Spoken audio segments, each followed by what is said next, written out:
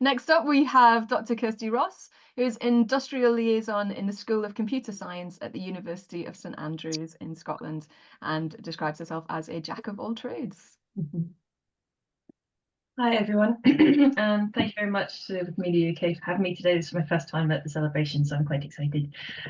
So what I'm going to talk about in this sort of next 5 minutes or so is discuss the work of one of my senior honours students. So I'm in, like Sarah said, in the School of Computer Science.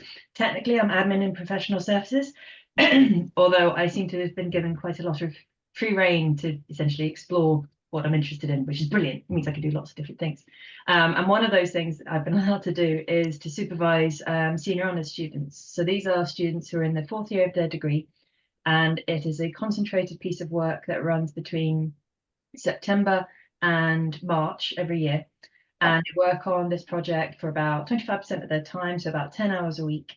And 5 of my students in the last academic year were doing wiki-focused projects, talking about Wiki Loves Earth, Wiki Loves Commons, Wiki Loves Data.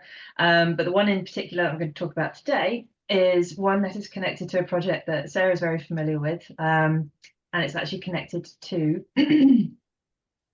a blog. So the lovely Mark Cranston is essentially a one-man font of all knowledge about Scotland's industrial past. We have this blog, the Scotland Brick and Tile Manufacturing Industry. Well worth exploring. I will drop the link into the chat after I've spoken. But essentially, this is the only source. At the time when we started the project, this was the only source of this information.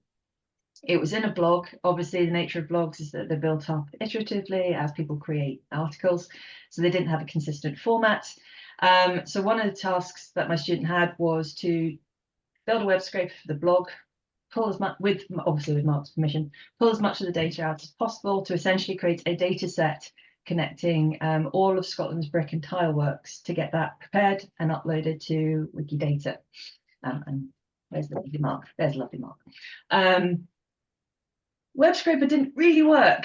It wasn't in a consistent enough a format, so it meant that the data required a huge, I'm not kidding, a huge amount of data cleaning using OpenRefine. I think she spent about 3 months cleaning the data.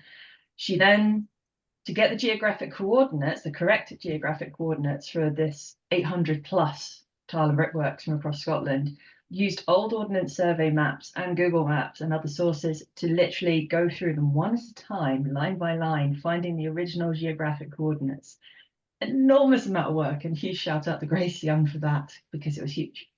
And then she turned, with Sarah's help to get everything uploaded through OpenRefine, she built this.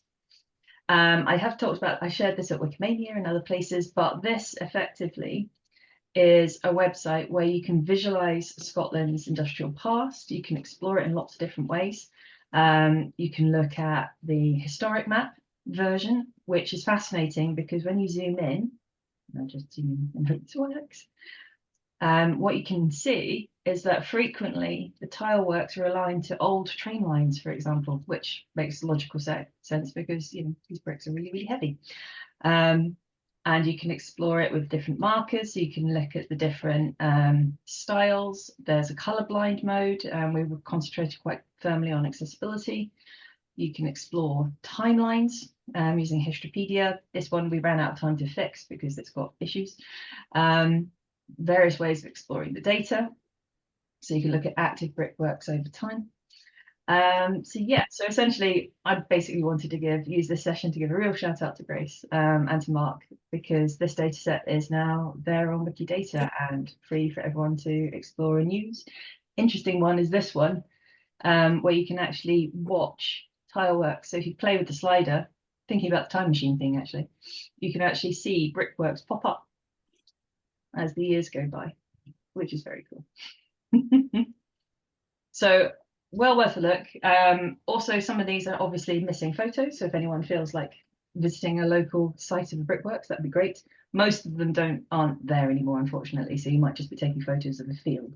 But yeah, that's basically our project. If anyone's got any feedback on the website, Grace is actually keeping updated, and in fact Grace actually got a job as a result of this, because they asked her in her interview for an example of persistence. And this is the example that she used. So thank you very much for listening, and happy to chat. And if anyone has any data sets that they need a little bit of help sorting out or getting up onto Wikidata, give me a shout. I have many minions. Thank you so much, Kirsty. Yeah, I love this project. Mark had been in contact with us for a little while, and we were looking to, he really wanted to get a map to show all of these things, and it's so lovely to see that that's finally been able to happen. A point that he has made consistently is that without brickworks you have no ironworks, and without ironworks we have no industrial revolution. So it's a missing bit of history when it comes to the data, and it's wonderful to be able to see this. It's great.